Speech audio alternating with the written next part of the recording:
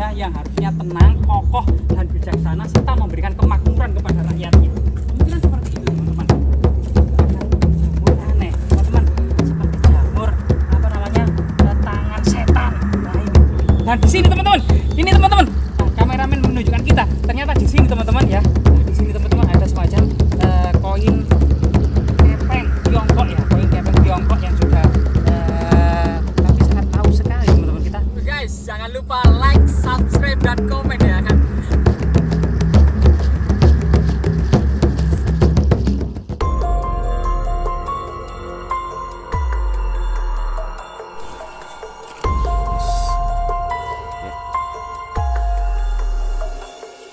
Oke teman-teman, saat ini kita coba menelusuri bekas perkampungan kuno era kerajaan Majapahit.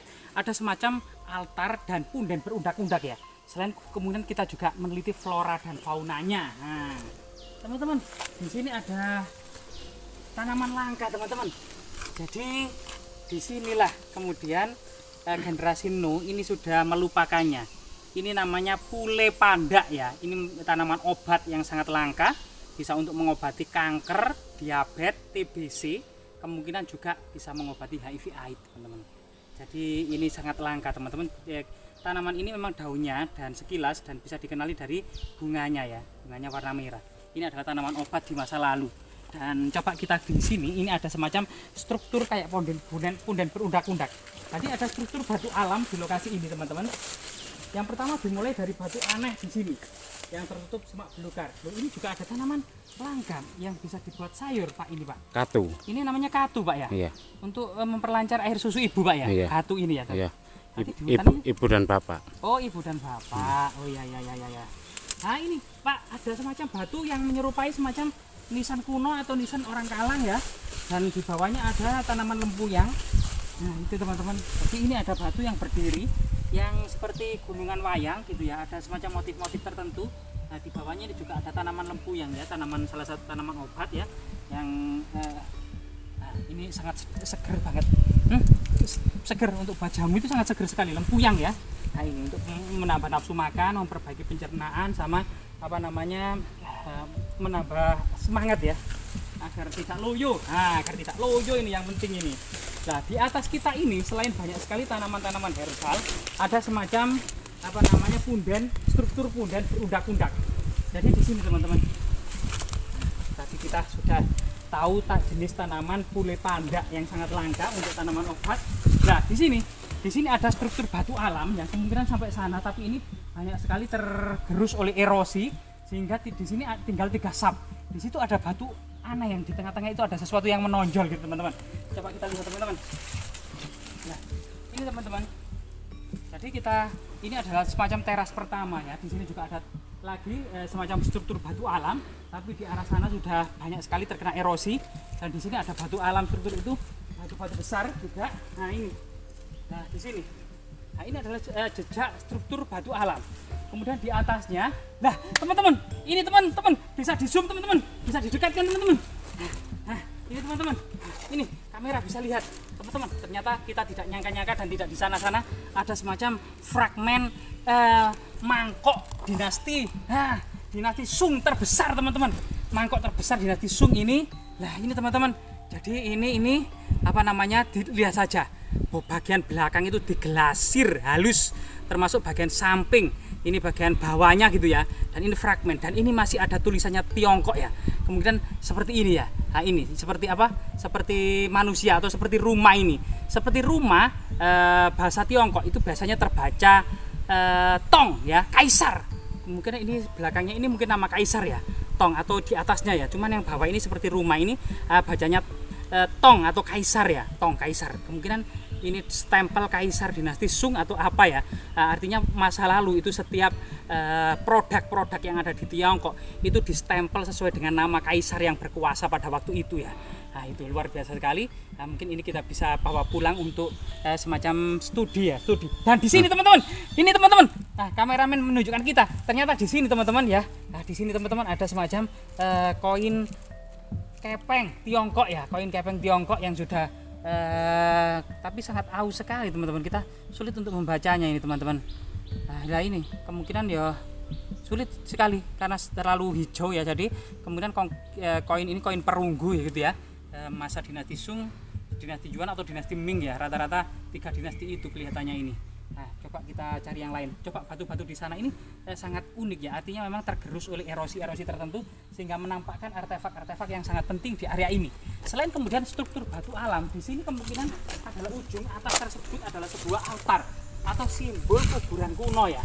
Kemungkinan ini simbol dari leluhur kita yang bagian atas dari sebuah altar pemujaan ya. Kemungkinan untuk memuja atas puncak gunung ya, atau Prawata Girinata.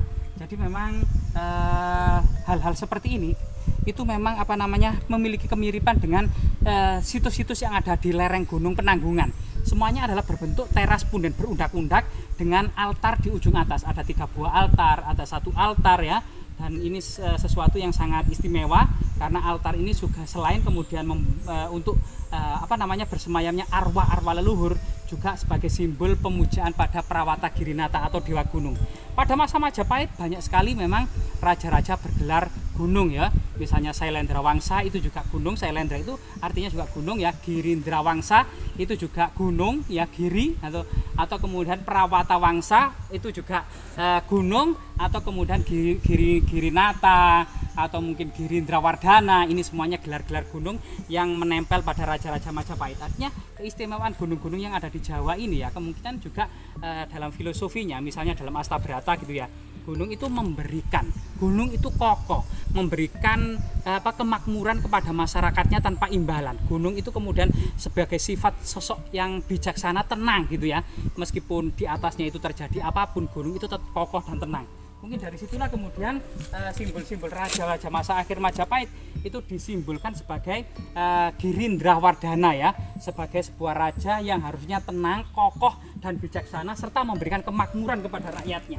Kemungkinan seperti itu teman-teman. Nah, di sini juga ada jamur aneh teman-teman, seperti jamur tangan setan. Nah ini juga jamur yang sangat langka. Di Australia juga disebut sebagai jamur jari-jari setan teman-teman.